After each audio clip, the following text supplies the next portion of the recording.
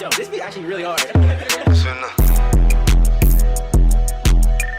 UBK shit, South Coast shit, man. Shout out Bar Tennessee up the building. Hey, get the money, hey. I know the fuck going on out there, motherfucker. Hey.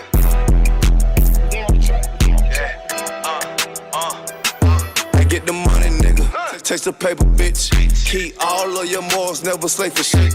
Ice up on my wrist. Yeah, I'm hood rich.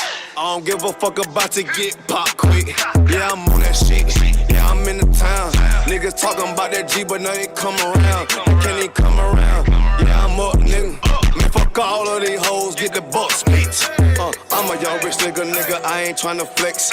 You can tell I'm cold by the ice around my neck. Straight up VVS, I charge you, boy, you wanna test. I don't get no shot up by a nigga or a bitch. Boy, I love the life I live, cause a nigga keep it real. Nigga freshly hell, take that drip, but get your spill.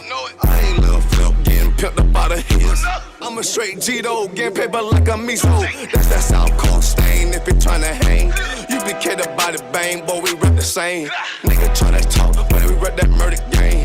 Get your ass pop, ain't nothing to a G. Hold up, bitches wanna fuck, but hell no, I don't pay no fee.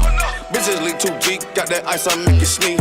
All these niggas lame as hell, can't even come around me. Bitches South Coast, South Carolina, bitch, I'm styling, yeah. Hell ain't no demons get control of me. No money get the best of me. No bitches getting up over me. Don't want much, nigga, I'm sucker free. That's the way it gotta be. These niggas chain, these bitches chain, y'all chain is soak me. For real, this brotherhood a weapon. And bitch, we carry weapons. Like a rob on nigga ass won't even need a weapon. And y'all be represented. And y'all be well respected. And if you got a problem, then y'all way better address it. You cross that line, we ain't show no mercy. Cross that line, you ain't gon' need search. We pull up and they get nervous. You ain't making no moves, you ain't got no purse.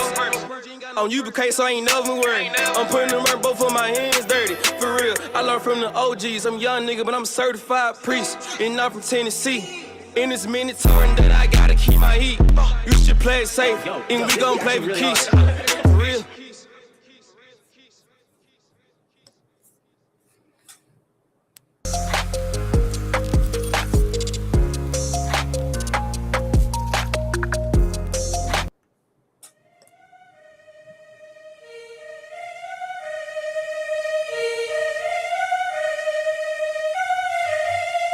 Top, man, shit.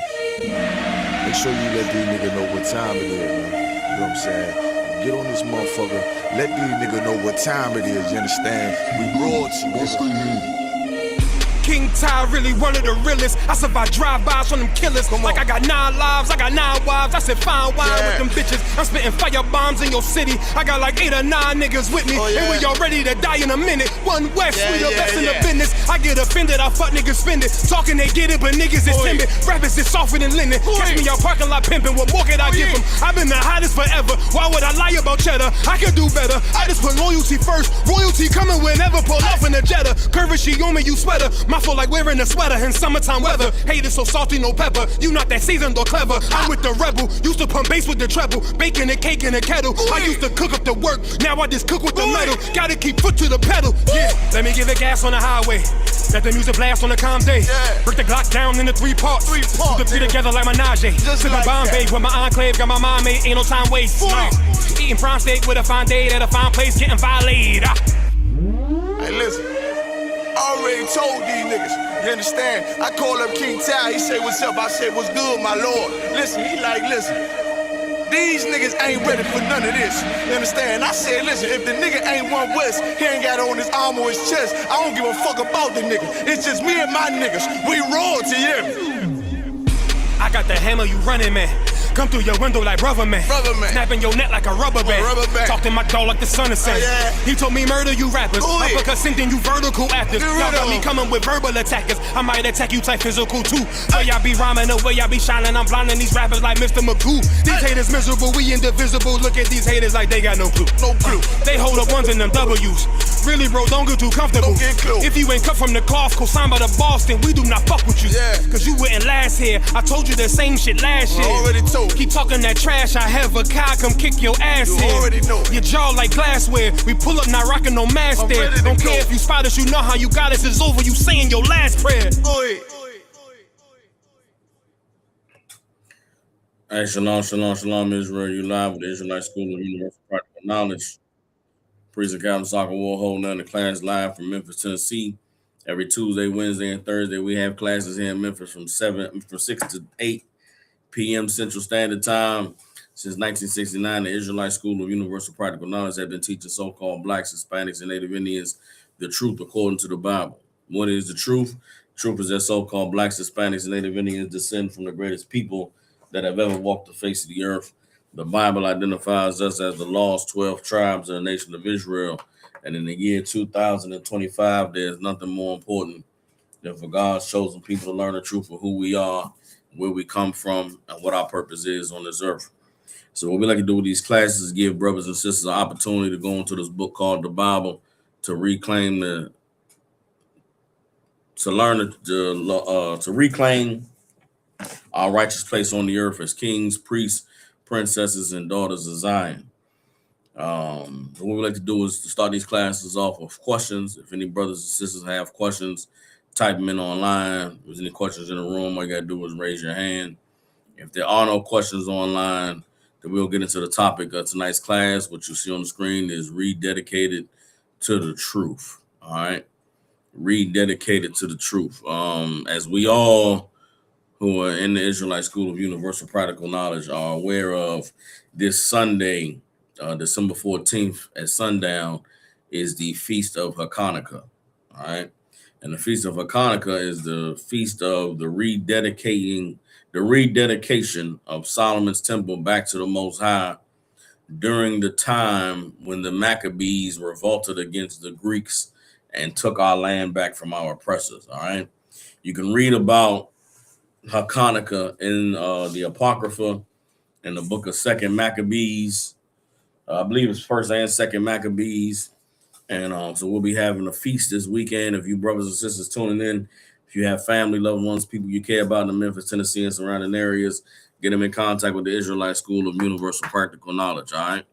We're gonna have a feast this Sunday, man. And as we prepare for the Feast of Hachaanakah, it's important to know that the purpose of Hachaanakah was for the men and the women living in Israel during that time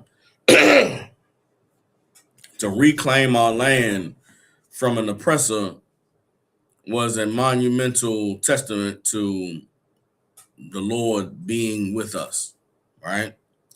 There's a scripture. So like there's a scripture in the Apocrypha, I believe it's in the book of Shalakia. So the book in the Apocrypha where there's a council of heathens. Is it the book of Judith?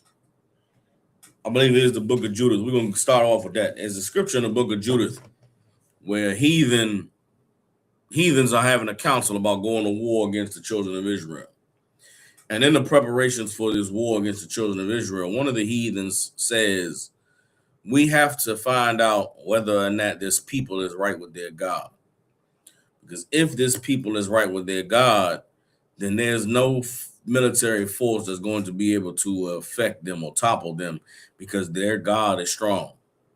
But if this people is not obeying their God, then we can go to war with them and we'll be able to overtake them, because if they are not right with their God, then they don't have no protection. You understand? And that is important because we, as the heathens were able to recognize this about us as a nation, we have to also understand that it extends to us as individuals. Meaning what? We today ourselves are the temple of the Lord, right? We are the land of Israel that the Lord is ruling over.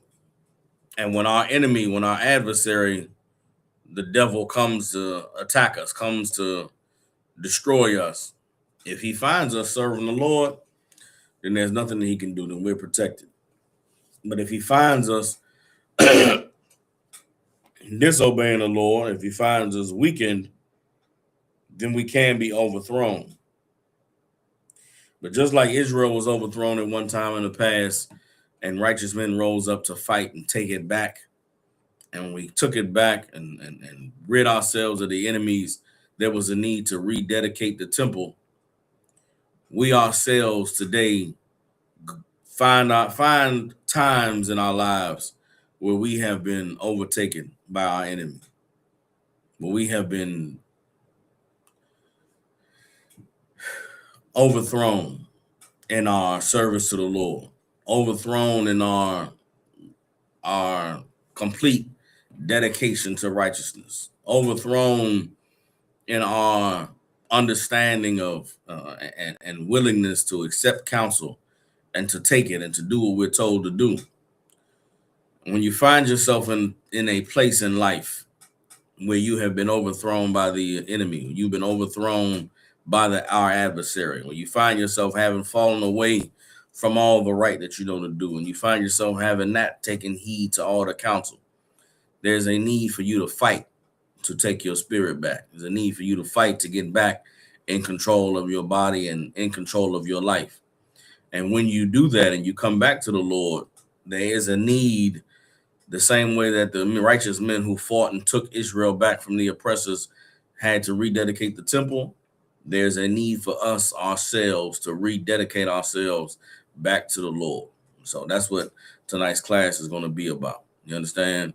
I would love to sit here and teach a class and say, man, once you come and serve the Lord, that's it. Your battle stops and you overthrow Satan and you win and get the victory and it's a wonderful life. That is not the truth. That is not the reality. You understand? Unfortunately, for many of us, you come into the truth. That is when your battle with Satan truly begins. And you find yourself over the years, and hell, not over the years, you find yourself daily in a tug of war over doing what's right, doing what you know to do, taking heed to counsel, applying and allowing the Lord to be first and primary in your life. And oftentimes we can find ourselves losing those battles. And when you lose those battles with your adversary, I'm talking about something going on in your mind, I'm talking about a battle you have with Satan. I'm talking about something spiritual that we all experience.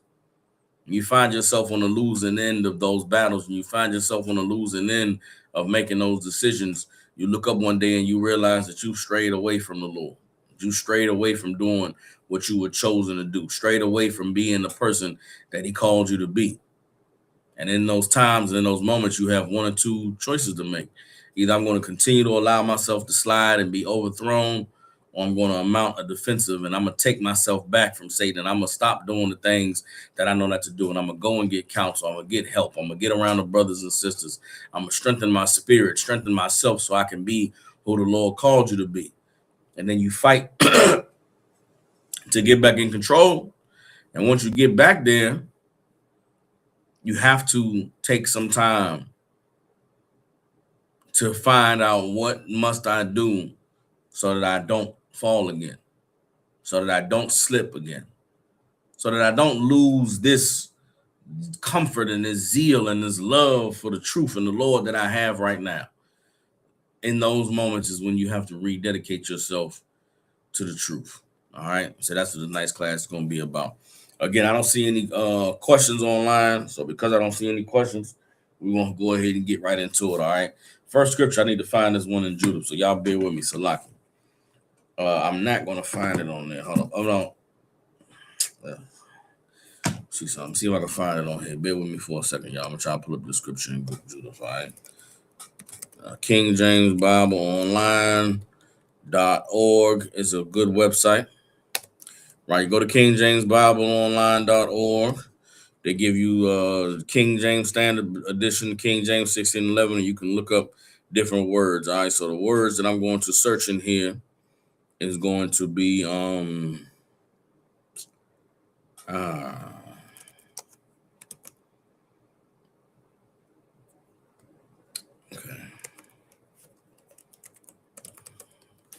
I'm putting the word obedient. I'll modify the search, and I'm gonna go to Apocrypha, and we are going to get the Book of Judith. Let me see, Book of Judith. There's only one page. Okay, let's see if they obedience. Let's go to the Apocrypha. Nope, not in the Apocrypha, not the word obedient. This people. See if we get the term this people. Look that up in the Apocrypha. 696 instances of this people. Okay. Judith chapter 5. All right. So I typed in the term this people. It gave me one of the options out of the Apocrypha was Judith 5 and 6. All right. So I know this people, that says this people are descendant of the Chaldeans. This is the beginning of the conversation that this heathen has concerning the children of Israel. All right. So let's go ahead. We got Judith chapter 5. We're going to read on down. All right. Okay, let's read on down. Tell me now who, boom, boom. The ancestors, famine. Reading on down. Turn to their God. Come up.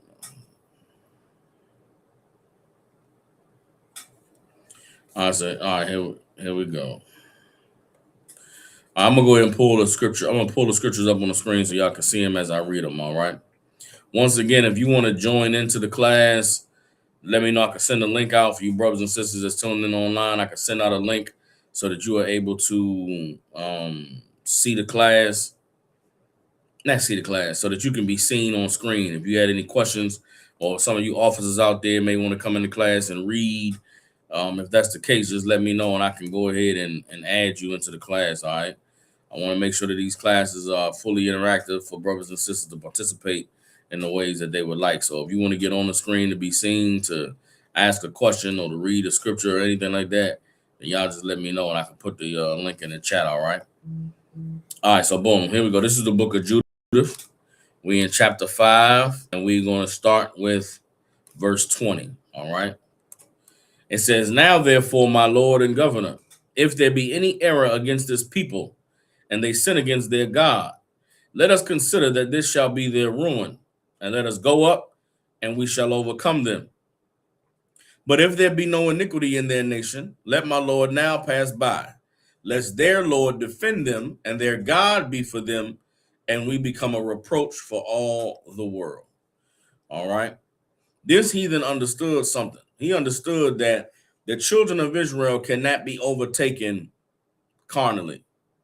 Meaning what? Your guns and your weapons and your ability to wage war does not mean you will overthrow the children of Israel. The only way that you can overthrow the children of Israel is if you find them in error against their God. To be in error against the Lord means to what? To not be obeying him, to not be doing what he said to do, to not be keeping the covenant that he made with our forefathers. But if we are obeying him, if we are doing what the Lord said to do, then there is no force on this earth that can come against us. And this heathen understood that, man, them people right with their God, there's no way that we're going to win. Well, guess who also knows that? About all of us individually. What applies to us as a nation also applies to us as individuals. All of us in our individual walks with the Lord are bound to be attacked at any time. And what our enemy, what our adversary, who is known as Satan, knows is that if we are right with the Lord, if there's no error against the Lord, then he doesn't have any power to overthrow us. But if he comes and finds that we are in error with the Lord, then he knows that he can have his way. That is why the nature of spiritual attacks, that is why the nature of the battle that we all fight in our lives is one of obeying the Lord or disobeying the Lord. You are never going to be tempted by things that will not cause you to sin. You know what I mean by that? I mean, okay, I need you to understand that. Not what do I mean by that. I need y'all to understand that. Satan is not going to waste his time tempting you with things that are not going to cause you to sin. Satan's not going to bother to try and get you to, over drink or drink too much liquor, drink too much wine, unless he knows that if he drink too much liquor, drink too much wine, he's going to sin. You understand? Satan would not think of the problems and the issues that you have in your life. Think of the things that wear you down mentally, emotionally, spiritually. Think of the things that cause you to be frustrated, that cause you to lose confidence, that cause you to beat yourself up, that make you feel low at times. Those things are being used against you because they are going to cause you to sin. Satan knows all of us very intimately. He's been in our lives and intertwined with who we are since the days of our youth. And Satan has known, because he knows us, he knows what he can use to cause us to slip, to cause us to fall. He knows that thing that is going to hurt you enough that you'll turn your back on the Lord. And unfortunately, because of that, that is the exact thing that he is going to use to attack you. If all Satan has to do to get you to not serve the Lord is to bring us, break your heart, then guess what? Your heart is going to be broken. If all Satan got to do to get you to turn your back on the Lord is remove a loved one from your life, we all have to accept that death is a part of life, right? Satan has to remove someone out of your life that you love in order for you to leave the truth, and Satan will remove someone out of your life that you love. If your job and your financial security is what keeps you focused on righteousness and serving the Lord and obeying him, then Satan will make sure that you are financially unstable. He'll make sure that all your investments fail and your ability to be able to pay your bills over the next few months is going to be shaky so that he can cause you to sin against the Lord. Whatever it takes to get you to slip and fall, that is the thing that Satan is going to do. Why? Because Satan knows that he has no power against you as long as you are obeying the Most High. All right, let me show you that in the scriptures. All right, so the first scripture we pulled was Judith chapter 5, and we read verse, what was that? 20 and 21. All right, 20 and 21. Now we're going to go to the book of Job, chapter 1. We're going to start at verse 6, all right? Get the book of Job, chapter 1, verse 6. I'm going to go ahead and put the scriptures on the screen again. Let me know if y'all like that look with the scriptures on the screen, all right? Let me know when I'm reading the scriptures. Would y'all rather see them on the screen, or is it not necessary? I need somebody to type it in, all right? Because I'm not, I did it the other day. I did a class with Captain Kahan, and he wanted the scriptures on the screen, and I kind of liked the look, but I just wasn't sure if it was something that translated for the people online. So if you're online, let me know if you would rather see the scriptures on the screen as I'm reading them, all right?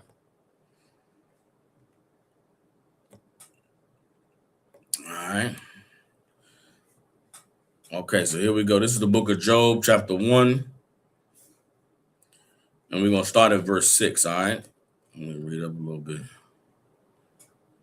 All right, this is Job, chapter 1, verse 6. Hold on.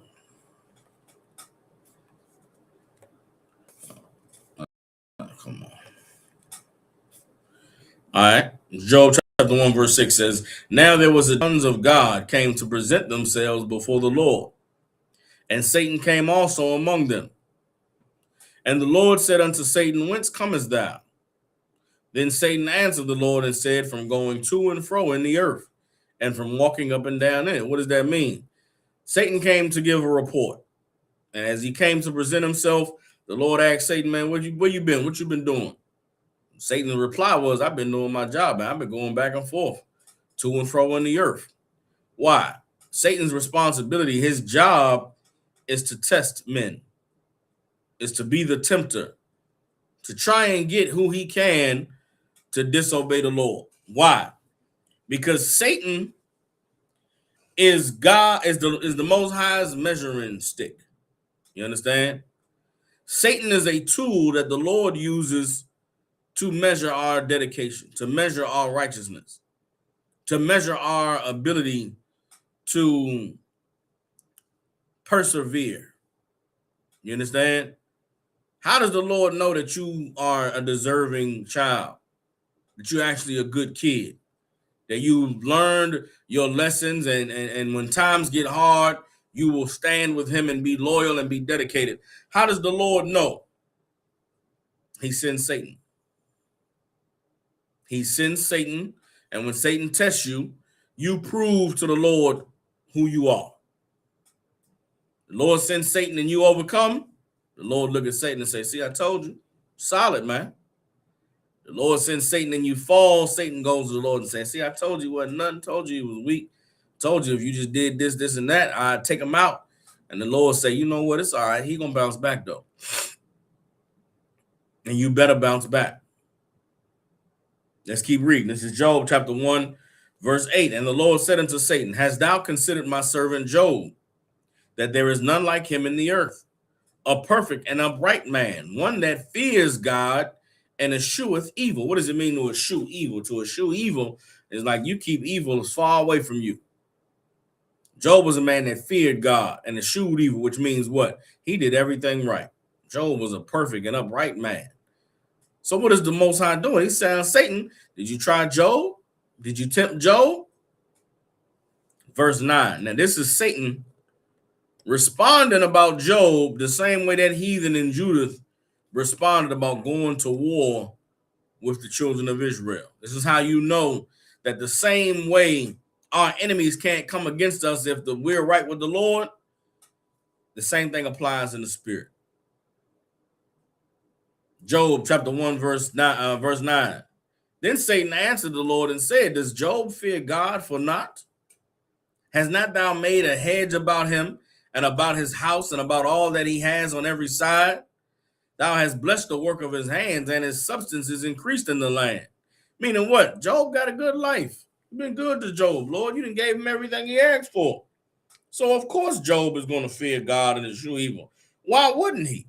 You gave him every reason to serve you. Gave him every reason to do what you said to do. It's verse 11. Put forth thine hand now and touch all that he has, and he will curse thee to thy face. And the Lord said unto Satan, behold, all that he has is in thy power. Only upon himself put not forth thine hand. So Satan went forth from the presence of the Lord. Satan challenged the Lord about Job. And the Lord said, listen, man, do what you want to do to him. Watch he gonna stand. What we all have to understand and accept about life is that the tests and the temptations that we experience are ones that were given God's grace or given the okay by the Lord. The Lord said, I will allow it. Whatever struggle you're going through, whatever difficulty you're facing in life, whatever horrible thing occurs that you have to find your way through navigating and overcoming, the first thing that you have to do is accept that God gave the okay. And if God gave the okay, that means that the Lord has already given you what you need in order for you to get through what you're facing. Sometimes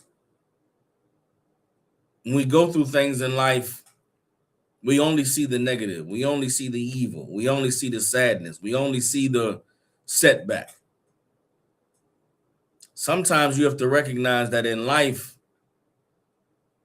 the only way that you can understand who it is the Lord made you to be is if you overcome something that you didn't imagine you would be able to overcome.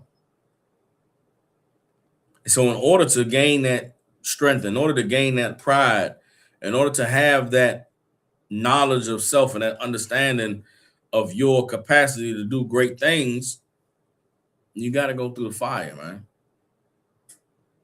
You got to go through the pain, and you got to go through the heartache, and you got to go through the difficulty so that you can come out on the other end better. Satan knows the greatness that we possess. Satan knows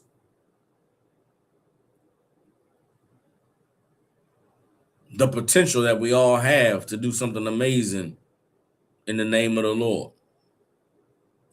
But Satan is not going to allow us to manifest it without a fight. And the same way the children of Israel rose up against against the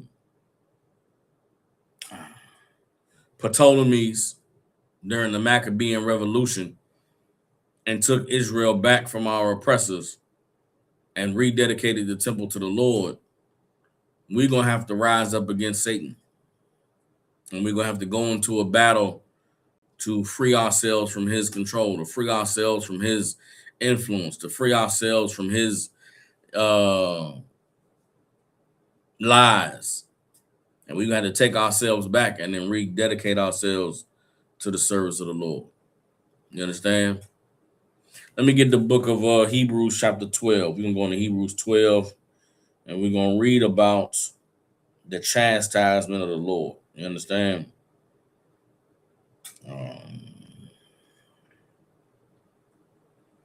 Read about the chastisement of the Lord. All right?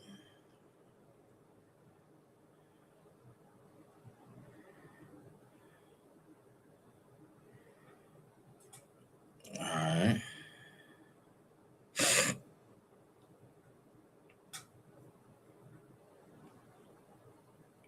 Let's get Hebrews chapter 12, and we're going to go to verse 7. All right? Hebrews chapter 12, and we'll go to verse 7.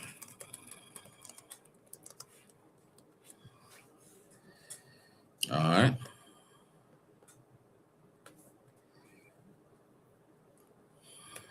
It's important for us to understand that without the struggle, without the difficulty, without the warfare, we could never appreciate serving the Lord. You understand? So you have to go through the warfare, the difficulty, challenge. You have to be tempted. You understand? Something life-defining has to occur in order for you to define your life by the righteousness of the Lord. Living a righteous life is not about never having to face difficulty. It's not about never having to fight. It's not about never having to overcome. Serving the Lord is about knowing that everything horrible is going to come your way, and you're going to have to fight your way through it, standing with the Lord. And that along the way, there may be times where you're not standing with the Lord. There may be times where you lose sight of the big picture. There may be times where you allow yourself to get too comfortable, too relaxed. You forget a little bit about how horrible your life was before you found the truth. You forget a little bit about how horrible things were before you began to serve the Lord. And you slip and stop doing the things that you knew you were supposed to do.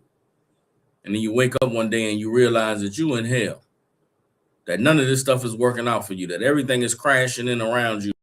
And you say to yourself, why? And then you remember, damn, I stopped doing what the Lord said to do. I stopped going to class. I stopped checking in. I stopped getting counsel. I stopped letting the men of the Lord make decisions for me. I thought that I could do this thing on my own.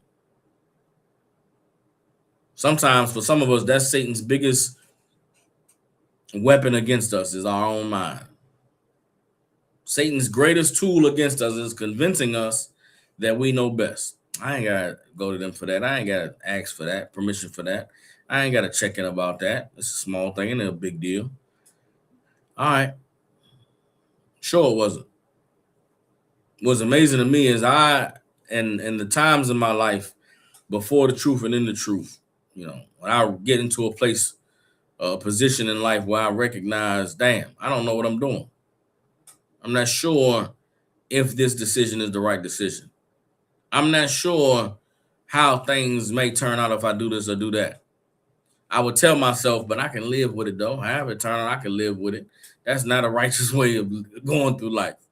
That's not the way I go through life when I fail. When my greatest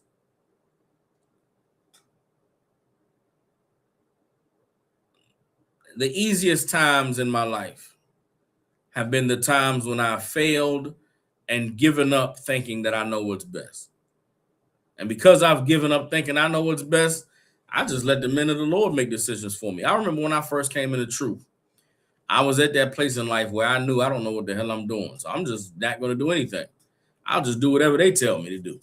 Any decision I make, anything I think I want to do, I'll just ask them. And if they say yeah, then it's yeah. If they say no, then it's no. And I'm in that place because mentally, emotionally, spiritually, I'm broken. But after a while, man, you begin to heal.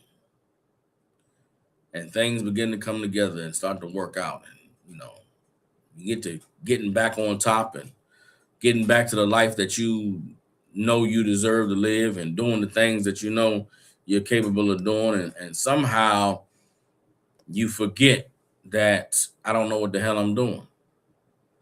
But then you stop calling to get counsel, to get told everything to do. You stop thinking to yourself, I don't know what the hell I'm doing. I shouldn't make this decision on my own. And you make it on your own. And it may take 6 months. It may take a year. It may take 2 years. And for me, I can't recall the time it takes. But I get back to a place where I look up and I'm like, damn, I don't know what the hell I'm doing. I messed it up again.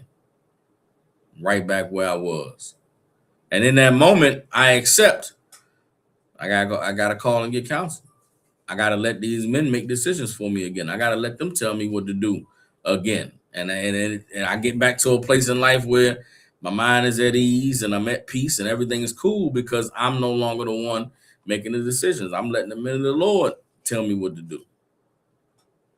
Then you get comfortable again. And you get relaxed and things is working out and everything is being what it's supposed to be and doing what it's supposed to do. And then you stop making the calls. You stop getting the counsel. You stop letting those men decide for you. And then before you know it, right back. Right? So the only way to put an end to that cycle is to eventually suffer enough to where you say, I'm not going to let myself forget that I don't know what I'm doing and I need these men to make these decisions for me. Everybody understands? So let's go ahead and get the book of Hebrews chapter 12. We're going to start at verse 7. Hebrews 12 and 7 is about understanding that cycle. It's about accepting that in life, there's going to be in life, you have to be chastised. In life, you have to suffer a bit. You got to go through some difficulty because that is the way that the Lord raises us up. That's the way the Lord molds us into who we need to be. That is the way that the Lord forces us to have to be rid of all of our impurities and imperfections. If we never went into the fire, the Lord could not purify us. And Hebrews 12 perfectly explains how we must think about that process, all right? So on the screen, you should see, hold on, bear with me. This is Hebrews chapter 12, starting at verse 7. It says, if ye endure chastening, God deals with you as sons, as with sons. For what son is he whom the Father chasteneth not? You understand? If you endure the chastening, then the Most High deals with you as with sons. For what son is he whom the Father chasteneth not? What is that talking about? A father has to discipline his kids. Father corrects his children when they're wrong. Spanks them when they do what they know they're not supposed to do. Makes them hurt when they go against his rules. Why? Because that father wants his son to be perfect. That father wants his son to be made in his image. That father wants that son to be a good kid. You cannot become a good kid without being checked, without being chastised, without being made to hurt for doing the wrong thing. Verse 8, but if ye be without chastisement, whereof all are partakers, then ye are bastards and not sins. Guess what? If you come into the truth and your life is wonderful and you never suffered through anything, then the Lord was not dealing with you. You in the truth by default. You in the truth because you know somebody. Right? Those of us who are in the truth because the Lord called us, you're going to suffer. You're going to make mistakes. You're going to do the wrong thing from time to time. And when you do, there will be someone there to correct you. Whether it is the men of the Lord to check you in a counsel, to correct you, when you call and get some help, to put you through difficulty and make you hurt so that you can understand the seriousness of this life that we are living. The Lord will make sure that there's someone there to deal with you for your wrongdoing. But if you go through life and never have no difficulty, never have no struggles, never make no mistakes, then you'll never get that chastening. And that just means that the Lord is not dealing with you like a son. It make me think, I remember when I was young playing sports, they would say, the coach is always riding you and always checking you and always, correcting your posture or correcting your technique. He said, man, when the coach is paying attention, they own you because they see that you got potential. They see that you could be better. They always messing with you because they know that you're the one that could get it right. The coach never talk to you, never bother you, never come and speak to you. That's because the coach know that you're not worth the hassle. You're not worth the, frustration. You have to look at fighting in the truth as the Lord dealing with you the way he deals with a son. Everybody understands? Let's go ahead and drop down to verse, I believe verse 11. Let me see. Yeah, let's drop down to verse 11. Hebrews chapter 7, now verse 11. It says, now no chastening for the present to be joyous. Meaning what? It's not fun when you're getting chastised. It's not enjoyable. Yeah, you call and get counsel about something that's difficult that you're dealing with in life. You are not going to get told it's okay. Oh, brother, oh, sister, that what happened? It's going to be all right. A lot of times you call to get counsel, you get asked a million questions. And you like, why are you asking all these questions, bro? I just needed some help. You thought you was going to call and ask the questions. You go to get counsel. You call in to get counsel. You want to ask some questions and get some help. You call to get counsel, and then you get asked a million questions. It throws you off. It does something to your spirit. When you call in to get help, you don't know that you're calling to get chastised. Sometimes you know that if you call for counsel, you're going to get chastised. That's why you don't call. A lot of brothers and sisters in the Israelite School of Universal Practical Knowledge learn not to call for counsel because counsel is going to come with chastisement. Well, guess what? If you are not calling to get counsel because you are avoiding getting checked, because you are avoiding the chastisement, then you are accepting that you don't want to be dealt with like a son of the Most High. You're acknowledging you don't want to be dealt with like a daughter of the Most High.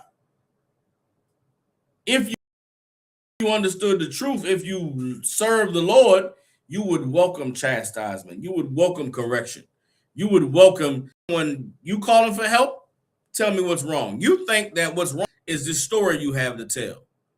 When really what's wrong with you is all the answers to these questions you're being asked. And there's something inside of you that is frustrated with the questions that's being asked because in your mind, that's not my problem. To the men of the Lord, they know what your problem is. And that is why they ask the questions. And if you can accept that, then you'll call knowing they're going to ask questions, knowing you're going to give answers, and knowing you're going to be told that you're wrong. When your spirit is right with the Lord, you look forward to calling for counsel to be told that you're wrong. I can remember when I came into the truth, my first slip up, my first wrong in the truth is we all came into the truth in DC. There was a sister I knew in the world. I brought into the truth with me, right? The sister at the time had like a cleaning service where she would go and do like a new apartments. They re-rent, like they cleaning out an old apartment. They're trying to get it prepared for the next tenant to come in. And at the time, like 3 or 4 of us didn't have jobs. Now, we knew the rules of the school were when you come into the truth, you're off limits, not to be talked to for 6 months. But because I knew the sister in the world before the truth and I brought her in, hey, I kept talking to him. It wasn't nothing sexual. I did not want no type of nothing with this woman. We stayed in contact, as she go to class and learn different stuff. She would call me, we would talk about it. So I knew I was doing that. I was going against the rules by doing that. But in my mind, I ain't finna have sex with her, so what difference do it make? Well, the sister had a job. A couple of her workers stopped, they quit, right? Well, I knew there was a couple of brothers in school didn't have slavery, so I told them, hey, man, I got a little contract. We go clean an apartment. We can get this amount of dollars, but we got to go in there and strip the paint off this and that and paint this and do that. The brothers was like, all right, that's cool. We could do that. No, we couldn't. We get over to the job, We didn't have the tools we needed, didn't have the equipment. I had to call the sister. She show up to give us the stuff. And when the sister show up, the brothers was like looking sideways like, hey, I thought we ain't supposed to be having no dealings or nothing. We are off limits and this and that. We ended up, she worked with us that day, trying to clean the apartment out or whatever. But of course, we haven't, like, going against the school rules. We all having conversations we shouldn't be having. And it wasn't nothing negative or evil. It was just the sister was talking about how she didn't like a man having more than one wife, and she wasn't going to deal with no man that, this and that and that and this. And we all young in the truth, like, when it says that's just what the Lord said. We ended up battling with the sister over scriptures. I thought we could just leave it there at the crib. Oh, it is what it is. Don't even worry about it. Nope. Somebody went and told the school. One of the brothers went and said, Captain Sock know the, I didn't even have a Hebrew name at that time. The brother know the sister from the world, And we did a little job, but we got to arguing, and I don't even think the conversation was right, so I got called into a council. And I didn't lie in the council. I told the truth. I knew the sister, blah, blah, and then I did keep contact with her. I didn't think it was a big deal. And, we did a job, and I had to give an account, my witness of what happened. And I remember after that council, everybody was dismissed but me and the sister. And the chastising that the sister got, I just thought it was super harsh. Like, damn, that's crazy. They talked to her like that, said that to her. That's wild. And then the sister left the room. And then what was said and done to me was embarrassing. It was an embarrassing, horrible thing for me at that time. Made me feel very small. Made me feel very stupid. Made me feel like, like I was just a goofy. And I remember then saying, I don't want this. Like, I don't want to feel this way. So I'm going to do everything I can to never be in this position again. Like, in my life in the truth, I don't think I've been in another council where I did something wrong against the school since then. Like that, it took me one time to do something where I had to get checked and I had to get chastised, and it helped me in such a way that I said, I'll never be here again. Like, I'm not going to do this again. And I think since then, there's maybe been 2 that I have gotten to where I got asked those questions and gave answers, and then, well, like, your problem is you're this and that, and you're doing this, and you're to blame for all the horrible things you're going to do right now. And the only way it's going to get right is if you do this and do that and do this. And I've accepted that. I'm going to have to take a check. I'm going to have to be told I was wrong. I'm going to have to accept that I got to be better, right? But I don't think I've trespassed a brother or sister or the school in that way since that first checking. It took me that one incident to learn that I don't want to be on the wrong end of this council. You understand? So those of you that's been to council, that have been, you know the process, you know how unsettling it is inside of you. But that unsettling inside of you is Satan fighting you to listen. Satan fighting you to do the right thing. Satan not wanting to be casted out. You can feel it. You can feel the rejection. You're in a council, you're being told something. You can feel the thing inside of you wanting to jump out, wanting to scream no, wanting to say, why are you talking to me like that? Why you gotta be so hard? You gotta, that is why you have to go through the chastisement. That is you being dealt with like sons. And you have to accept that in life, if you're going to become who the Lord called you to be, you're going to have to take that chastisement. You're going to have to go through that uncomfortability, because it is that uncomfortability which gives way to you being free from Satan ruling over you. You understand? And that's what we're about to read here in Hebrews, the 12th chapter. This is Hebrews 12 and 11. It says, now no chastening for the present seemeth to be joyous, but grievous. It's grievous to get checked, to go through chastisement, to call for counsel, knowing you need help, but knowing that they're going to ask a bunch of questions. But guess what? You gotta, if you want to get better, that's what you got to go through.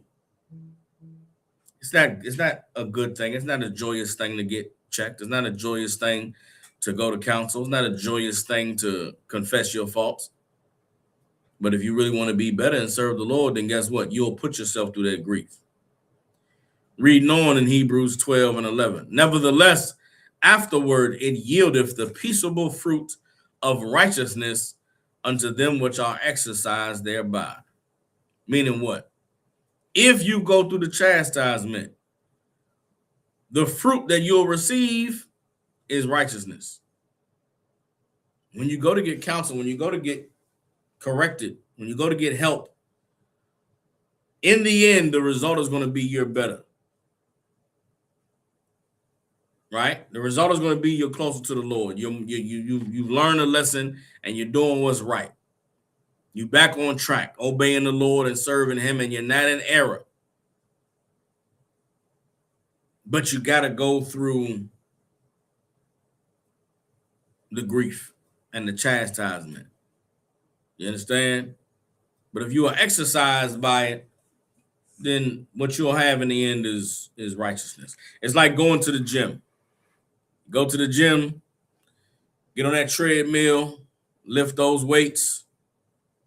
Next day, you feel that soreness and that pain. Nobody likes going through that, but guess what? A couple of weeks, you look in the mirror, ooh, starting to see some definition in his arm. Starting to see some inches coming off of his belly. Because you exercised your body, you're able to see improvement. What's that saying? No pain, no gain? That applies to your spirit as well. That applies to being who the Lord called you to be in the truth. If you want to gain, you're going to have some pain. Hebrews 12 and 12. Wherefore lift up the hands which hang down, and the feeble knees, and make straight paths for your feet, lest that which is lame be turned out the way, but let it rather be healed. What is that talking about? At the time in your life when you're not doing everything the Lord said to do, at the time in your life where you are being overthrown and being defeated, at the time in your life where you need to be chastised, that is when your hands are hanging down. That's when your knees are weak. That's when your feet just want to, go every which way. But that is the time where you got to lift your head up, lift your hands up, poke your chest out, strengthen your base, your legs and your knees,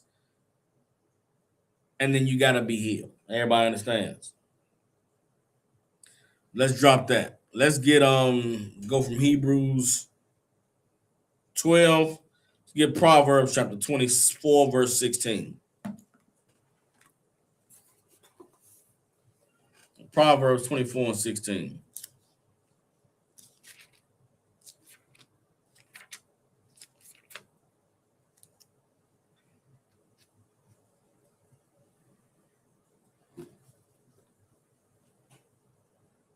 All right. Proverbs 24 and 16 says, for a just man falleth 7 times and rises up again. You understand? Oh, I ain't put it on the screen. So lucky y'all didn't let me forget about the screen. My bad. Y'all bear with me. This is a new thing for me. All right. Get Proverbs chapter 24.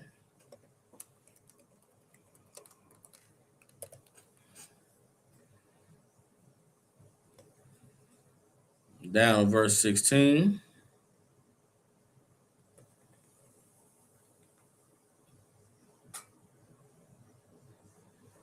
All right.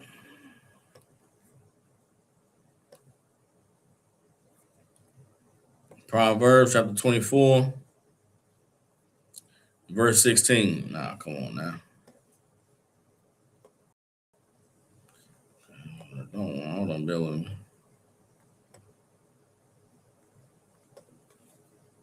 All right, Proverbs chapter 24, verse 16 says, "For a just man falleth 7 times and rises up again, but the wicked shall fall into mischief." Everybody understands? It doesn't say a just man never falls. It doesn't say a just man is above stumbling. Now, the scripture says a just man falls 7 times. What does that mean? You're going to be just, you're going to be a man that's righteous and honorable. You may make a mistake. You're going to be a woman that serves the Lord, honors your husband, stays together forever, has children, accepts him having other women, having other children. You know, there may be a time where you slip and you fall. You're not doing everything you're supposed to do or being every bit of who it is that you've been called to be.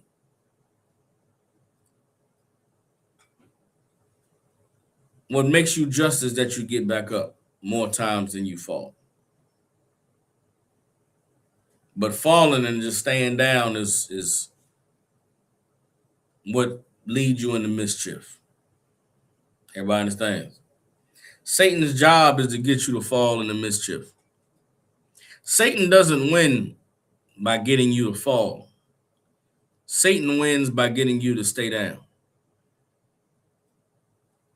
In the book of Job, we read in the first chapter where Satan was unleashed against Job. There's 40 chapters in the book of Job. 40 chapters of conversations and back and forth that Job is having with his people in his life who Satan are trying to use to get him to break his spirit. But in those conversations, Job never allows his spirit to break. But Satan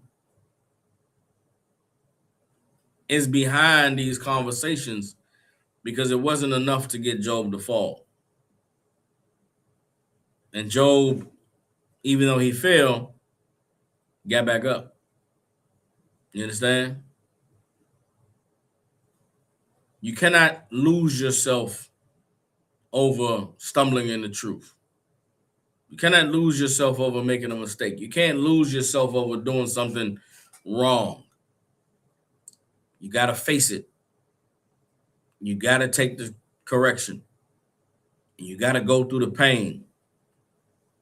But if you get back up, that's how you live righteously. That's how you become who the Lord called you to be. That's how you get better. Proverbs 24:16, "For a just man falls 7 times and rises up again, but the wicked shall fall into mischief." Everybody understands? There comes time in the truth where you have to rededicate yourself to the Lord. You understand? All of us, when we came in the truth, man, we crawled in here. Spirit broken, confused, learning something new, trying to get right with the Lord. And it was a wonderful thing. And then life happened. And as life happened, we got relaxed. We forgot who we were in the past. We forgot how horrible things were. We forgot how miserable life can be without the Lord being the number one priority. And we fell away from that. We allowed other things to become important, allowed other things to get in the way. And then you were brought back to a point where you were when you first came into truth. And you looked around and you said, "Man, I can't do this. I gotta get back right." And that's what you did. You got back in class, got back around the brothers and sisters, started reporting and checking in, and guess what? Everything in your life got better. It's important that you never forget that. But you never forget what it feels like to get up. Pray and ask the Lord to give you the strength and the wisdom and the courage to be able to stay up. All our lives, we've been falling down and getting up, falling down and getting up. One day, Lord allow, you'll get up and you'll never fall again. That's who the Lord called us to be. That's the reason why we face the chastisement. That's why we go through the things that we go through. Because the Lord is trying to make us to be something that we don't know that we're capable of. All right. Let's drop that. Let me get I won't.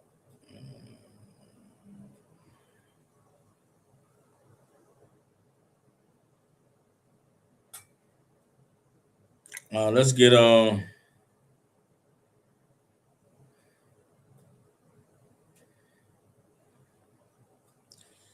James.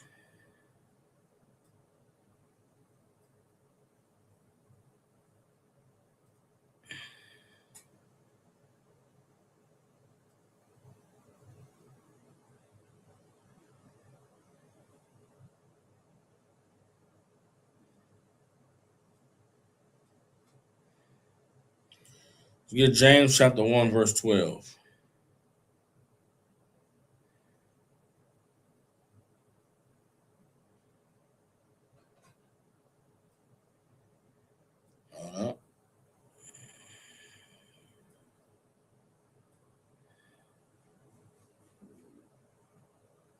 We're gonna get James chapter 1. We're gonna start at verse 2.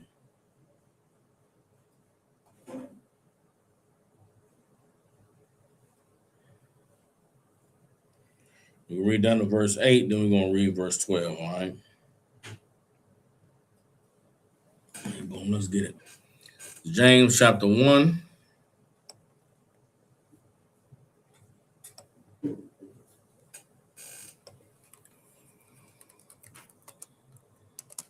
James 1, let's see what this Zoom is. I ain't gonna show it. All right, let's get James 1.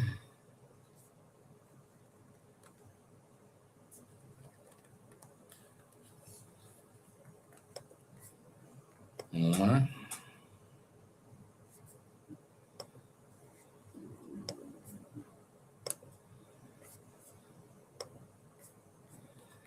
All right.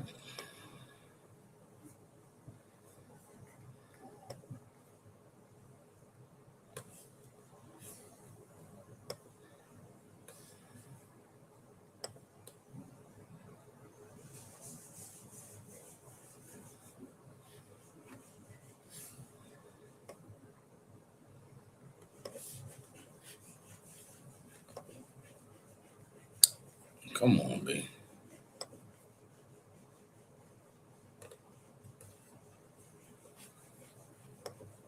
All right, this is James chapter 1. Start at verse 2. All right. James chapter 1, verse 2 says, My brethren, count it all joy when ye fall into diverse temptations, knowing this, that the trying of your faith worketh patience. But let patience have her perfect work, that ye may be perfect and entire, wanting nothing. If any of you lack wisdom, let him ask of God, that gives to all men liberally and upbraideth not, and it shall be given him. Does anybody not understand what I'm reading? Verse 2, it says, Count it all joy when you fall into diverse temptations. You should count it joy when you're tried by Satan. When Satan comes to you and tries to get you to slip and fall and go against the Lord, you should count it joy. Let's say you weren't aware that it was Satan that was trying to get you to slip and fall. Say you fallen and you down bad and you did things that you thought you would never do once you learned the truth. Still count it joy. Anytime you fall, there's an opportunity to get back up. Anytime you take an L, there's an opportunity to bounce back and get a bigger W. Don't allow yourself to be beaten down and made sad and descend into the sunken place because you slipped up, because you made a mistake, because you did something you wasn't supposed to do. Call and get some counsel and get some help and ask on how can you be better. And then prepare for the pain, prepare for the hurts, prepare for the chastisement. Why? Verse 3, knowing this, that the trying of your faith works patience. The Lord just trying to teach you how to be patient. Verse 4, but let patience have her perfect work, that ye may be perfect, entire, wanting nothing. You can't get perfect unless you go through things that cause you to learn patience. Verse 5, if any of you lack wisdom, let him ask of God, that gives to all liberally and upbraideth not. What does it mean? If you don't understand why you're going through what you're going through, if you don't understand why me, then ask of God. How do you ask of God? You talk to the men of the Lord. You get counsel. So, like, yes, sir. I made that mistake, and I went to got that check-in, and went to counsel. I just want to know, why would the Lord allow me to do something like that, or what is it about me that caused me to do something like that, knowing that I know the truth and knowing that I know what's right and what's wrong. If you want to understand what's going on inside of your head, then you got to ask counsel about it. If you don't know why you keep doing the things that you're not supposed to do, call and get counsel. If you want to understand what's going on in your mind, that you keep doing the things you know you're not supposed to do, then you got to get some help. You got to get some counsel. And you'll get the answers. The Lord he'll give you that wisdom liberally and upbraideth. To upbraid something is like to hold it tight. Now the Lord gonna give you the answers you need. You got to call and get that counsel. And it shall be given him. Verse 6, but let him ask in faith, nothing wavering. For he that wavereth like a wave of the sea, driven with the wind and tossed. Understand this, you call to get counsel. You want to understand why things are going on in your life and why things are happening the way that they're happening, you better ask in faith, meaning ask being ready for the answer. Ask knowing that whatever answer you get, you're going to accept. Ask knowing that whatever orders you're given, you'll follow. Ask knowing that whatever pain you're meant to endure, you're willing to endure it. Because if you ask not in faith, then you are going to be like a wave of the sea driven with the wind and tossed. You're going to be knocked back and forth.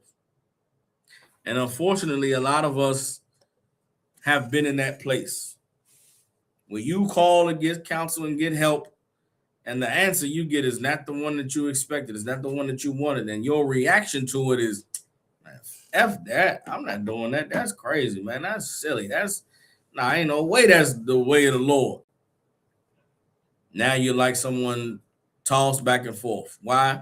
Because you didn't have faith to accept the answer you were given when you went to get help. And it's amazing that I'm able to break this down this way because I've never thought about it in this context. And this is what James is laying out. James is bringing out the process of what someone goes through when they go to get counsel. When they go to get something horrible happen in your life and you have not counted it joy. You're like, man, what is going on? Right? And you're not understanding that this thing that's going on is going to teach you to have patience. And so in your confusion and you're not understanding what's going on, you call and get help. And you think the help is going to be, easy peasy and it's okay and I'll hold your hand. You call and get that help and it's chastisement. You call to get the help and you get asked a ton of questions. You call to get counsel. You get asked a ton of questions about a situation that you thought you just had to tell them what was going on, or you just had to ask for help. You get asked a bunch of questions and you get told to do some stuff that you don't want to do. And so you, after the call, you sitting there like, man, what the hell going on, man? Nah, that ain't right. Why they even do this and that? You're like, that's your faith wavering. It's Satan in you trying to get you to not trust in the Lord, trying to get you to not take heed to the counsel. And if you go through that, then you're like someone in the middle of a storm being tossed back and forth. It's like being in the ocean and the waves ain't stopped. That's a bad spot. Verse 7, for let not that man think that he shall receive anything of the Lord. If you somebody that calls to get counsel and you aren't already made up in your mind that whatever they tell me I got to do, you're going to do it, then when you call and get counsel and you decide you're not going to follow it, you cannot think that you're going to receive anything of the Lord. The Lord is not with you. You call to get counsel, and the counsel tell you do A, B, and C, and you hear it, and you say, come on, you accept what they told you. But then after that call, you say, man, F that, I'm going to do D, E, and F. Just know that the Lord is not with you. The Lord is not going to give you anything. If all you're doing is setting yourself up for more chastisement, you're setting yourself up to get corrected further later. You called to get correction. You called to get help. You thought you was calling for help. Really, you was calling for correction. You get the correction. You get instructions on the correction. And you say, nah, I'm straight. All you're doing is setting yourself up for more correction later. Because the Lord is not going to let it work out your way. The Lord is not going to let you win against counsel. Oh, man. Brother, the Lord is not going to let you win against counsel. You're not going to be able to be told in the counsel, brother, don't do that. You shouldn't do that. And then you go do it anyway, and it turns into a win for you. All it's going to turn into is more chastisement. And that some of us are gluttons for chastisement. I am a glutton for chastisement. Correction. I used to think that it was better to be corrected by the Lord directly than by the men of the Lord. I used to think that I would suffer something horrible and say to myself, yeah, man, the Lord did that. I used to think that was better than going and saying, Salakia, sir, I got this situation I'm dealing with, and then to be questioned about it, and then at the end to be told, Sock, why would you do that, Ak? You know you should have did this and that. Why didn't you call earlier? Why didn't you call sooner? Well, listen, Ak, if you're going to get some help, you got to go do this and that. I used to think that it was better to just let God deal with me. It's not. You're not going to beat the Lord. You're not going to beat the men of the Lord. You're not going to prove to them that you were better than the counsel they gave you. It's not going to happen. And James is trying to warn you. You understand? The brother, it's like on the road to water for the invite when I get a headpiece on my Lord. On Travis Lord, what I can read for you. Most High in Christ a call. I appreciate that. I look forward to it. All right. You're not going to win going against counsel. James chapter 1, verse 8. A double-minded man is unstable in all his ways. What does it mean to be double-minded? To be double-minded is you call to get counsel. And rather than you thought that you were calling to get help. Rather than just getting help, you get asked a bunch of questions and then you get told what you did wrong. And you get told what you need to do to get back right, to be better. And then you finish that call and you say to yourself, man, forget that. That ain't right. I called to get help and I got checked. If you don't accept what happens on that phone call, then you are unstable. You're double-minded. You pick up the phone to call for counsel. You should be picking up the phone to accept whatever I'm told in this call is from the Lord. So many of us do not look at it that way. We do not look at calling for counsel like we're calling to hear what does the Lord want me to do. Some of us look at the man that's counseling us. Some of us look at the who answers the phone and says, he just said it because it's him. You just think you're going to call me and get a different answer? Nah, that's not how the Lord works. You understand? A double-minded man is unstable in all his ways. Don't be double-minded. Be sure that what you want to do is serve the Lord. And if you're sure that what you want to do is serve the Lord, then you'll be able to accept that the men of the Lord telling you to do things that you wouldn't think to do yourself is why you had to call the men of the Lord. And then do what they tell you to do. Reading on in James chapter 1, drop down to verse 12. It says, blessed is the man that endures temptation. For when he is tried, he shall receive the crown of life, which the Lord has promised to them that love him. What is the crown of life? The crown of life is the knowledge and the wisdom of having endured. The knowledge and the wisdom that comes from bouncing back. The knowledge and the wisdom that comes from doing wrong, falling down, getting checked, and then ultimately getting back to where you need to be right with the Lord. Going through that process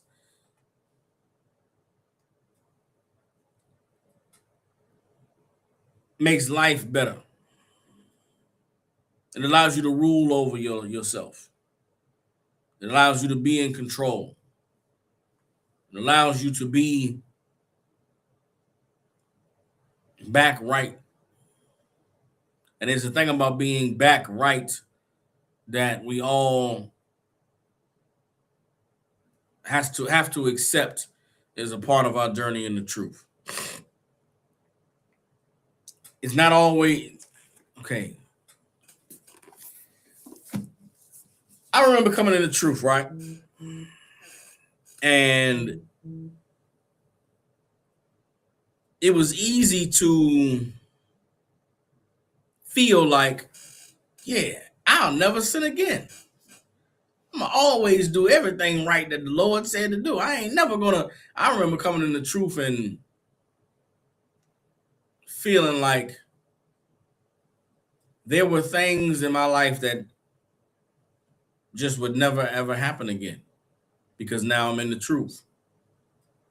And having been in the truth for some years now, I realized that was a silly, foolish way for a young man coming to serve the Lord to think.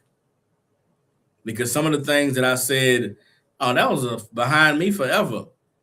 They found their way back in my life over these years I've been in the truth. And I've made mistakes. And I've done things I wasn't supposed to do. I've fallen as a result of it. But I thank the Lord that I always was able to get back up. Getting back up is a part of being in the truth. Just like turning our back on the Lord and going into captivity is a part of the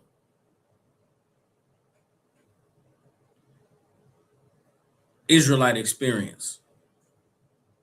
We right with the Lord, we obeying him, he blessing us. The generation raises up that's comfortable. They forget about the Most High, they turn their back on him. Enemies come against us. We go into captivity, we suffer. The generation in captivity is raised up to remember the Lord and to fear him and to come back to him. We raise up mighty strong men that overthrow the oppressors and take our kingdom back. And then we back comfortable again. That's your life. You was born not knowing the truth, living in the world, came into the truth, stopped doing certain things, you put off certain evils, and then after a while you got comfortable and relaxed. Satan came back a different way than what you expected. He came back a different way than what you were used to. He caused you to slip and fall. and you back jammed up and down bad, maybe worse than you was in the world. Then you got back right with the Lord, got back in the school, got back in class, got back getting counsel. Things improved again. Things got better for you. Things started to look up. And then you got comfortable again. And then Satan came a different way than what he came the first few times, and you fell again. It's not the falling that Satan is after. It's you staying down. Satan can get you to fall, but Satan does not win unless you don't get back up. So as we prepare for the rededication celebration of the King of the our land and our temple being rededicated to the Lord, let's decide today that we're going to rededicate ourselves back to the Most High. Let's acknowledge that today we are the temple. In the same way, we're going to go redecorate these schools and clean these schools and make the places where we dwell more beautiful and glorious to the Lord. Let's do that for ourselves as well. You're a brother or sister out there, man, you falling, you slip, you let Satan play you. Just know that Satan can only win if you refuse to get back up. But if you get back up and you accept the chastisement and you desire to be who the Lord called you to be, then no matter what situation or circumstance you are in, no matter what difficulty in life you are facing, the Lord going to bless you. The Lord going to reward you. The Lord is going to provide you with a way out. All right. We'll get one more scripture, then we'll close out the class. Let's get Luke chapter 15. Bear with me, hold on.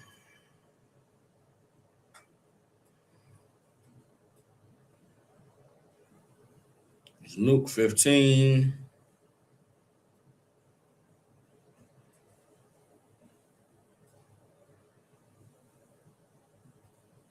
Hold up.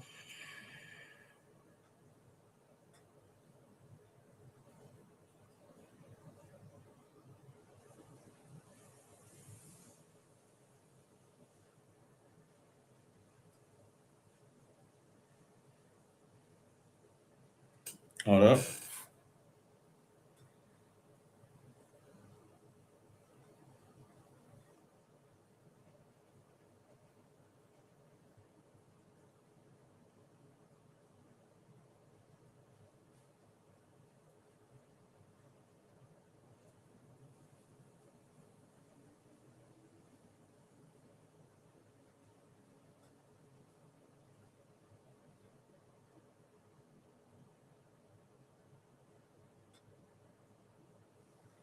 All right.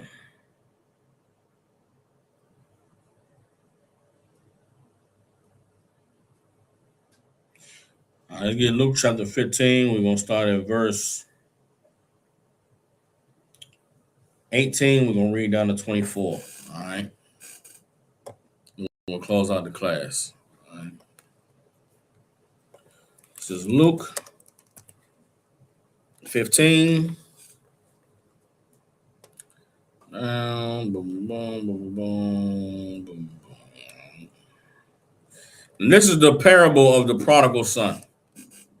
Parable of the prodigal son is one of the more famous parables that Christ provided, but is largely misunderstood because of Christianity, right? I mean, not largely misunderstood. The weight of the prodigal son, I think, is not respected in Christianity because not enough of our people understand the perspective of the father in this parable, the brother in this parable, or the son who comes back, right? So the parable, I'm going to give you the whole parable for time's sake. The parable of the prodigal son is there's a man who has a family. He has two sons, and he provides well for these sons. They have everything that they want and that they could need, and they live a good life. Well, the younger son grows up and, lives a wonderful life, but he's, wants something more. He believes that there's something that life has to offer him that's greater than what he's getting in his father's house. So he leaves his father's house, leaves his father's rules, and he live his own life in the world. And life in the world kicks his ass. Salaki. He get dragged through the mud and finds out how cruel and horrible the world outside of his father's house really is. And he's poor and down bad, and he wake up one day and say, you know what? I'm not going to live like this no more. I'm going to go back to my father's house. All right? So he goes back to his father's house. His father receives him and celebrates his son's return. Then the older brother comes home and finds out his little brother's back. And he sees how happy his father is and how much his father is celebrating his youngest son returning. And the older son is offended. Says to his father, like, that nigga left, man, disobeyed you and went and did whatever he wanted to do. Now he come back and you acting like, he did something great. Or it's you happy. Why you happy? He left. He abandoned us. And the old father says to his older son, I got you with me always, man. You always by my side. And I love that. But your brother was dead, man. I thought he was gone forever, and he's back. He deserves to be celebrated. You can't let yourself be offended by someone who leaves the truth and then comes back and gets right when you never left the truth. You understand? Not everything is about you. Sometimes things in life that happen are about someone else. And that's what the parable of the prodigal son is about. It's about a father who loves both his kids. And he raises them right and teaches them and gives them the world. One of them accepts what his father gives him, the other one rejects it. And the one that rejects it learns his lesson. And he comes back and I learned my lesson. I want to come home now. That father is going to be proud of both of those sons. But neither of those sons should be offended or bothered by that being the case. Because you should accept that the father loves you for what you've done. And also you shouldn't be mad at the father for loving someone else for what they've done. Let's go ahead and read the parable. And we'll close out the class. All right, this is Luke chapter 15, verse 18. It says, I will arise and go to my father and will say unto him, Father, I have sinned against heaven and before thee, and am no more worthy to be called thy son. Make me as one of thy hired servants. And he arose and came to his father. But when he was yet a great way off, his father saw him and had compassion, and ran and fell on his neck and kissed him. And the son said unto him, Father, I have sinned against heaven and in thy sight, and am no more worthy to be called thy son. What is this son doing? He came back to his father to get counsel. Came back to his father to get help. He turned his back on what his father taught him. He let Satan play him, and he fell. He came back, and he apologized, acknowledged his wrongdoing, and said, just whatever role you have for me, I'll accept. Whatever you need me to do, I'll do it. That's you calling to get counsel. That's us calling to get help to the men of the Lord. We're calling to get counsel. We're calling to get help. You're going to be asked those questions, and you got to answer them.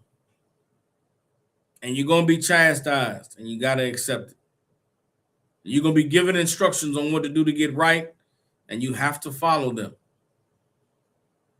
Or else you are not the son that comes home and is willing to accept whatever the Father has for them because they've learned their lesson. All right. Luke 15:22. But the father said to his servant, bring forth the best robe and put it on him, and put a ring on his hand and shoes on his feet. And bring hither the fatted calf and kill it, and let us eat and be merry. For this my son was dead and is alive again. He was lost and is found. And they began to be merry. The celebration that the father throws for this son is what the Lord does every time we get back up. When you fall, it's like Satan bringing you closer to death. But when you get back up, it's like you coming back to life. It's like you on your way to being lost, but now you're found again. And that rejoicing and that celebration, that's what takes place in heaven. What happens in here when a brother or sister learns the truth, is in the truth for some time, but then they stumble?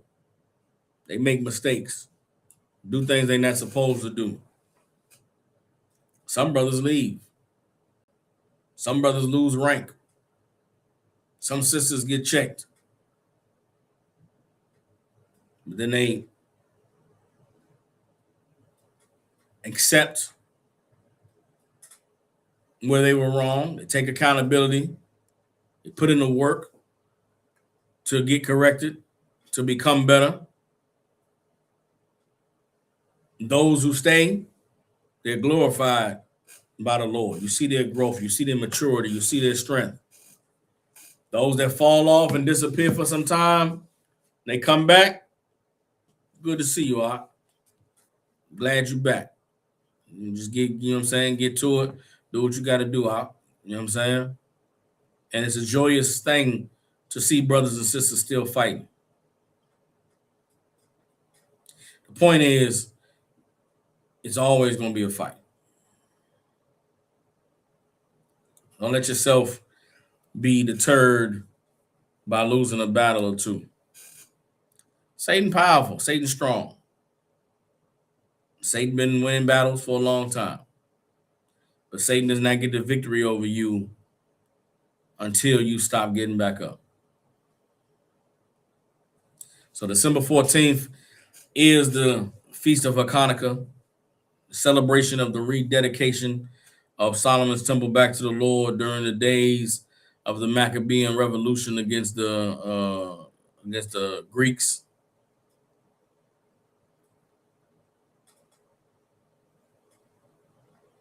Let us, as we remember the dedication of the temple, let's remember that we are the temple of the Lord today. And just as they had to fight and take the temple back and rededicate it to the Lord under the Maccabees, sometimes we got to fight and rededicate ourselves back to the Lord against Satan. Here in ISUPK, the Lord has given us all the tools, all the counselors, all the structure that we need to become the children he called us to be.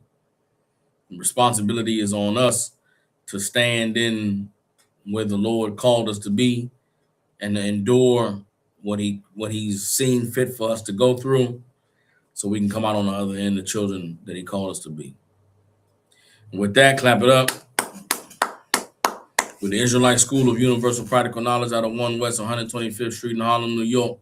Since 1969, the Israelite School of Universal Practical Knowledge has been teaching so-called Black, Hispanic, and Native Indians the truth according to the Bible.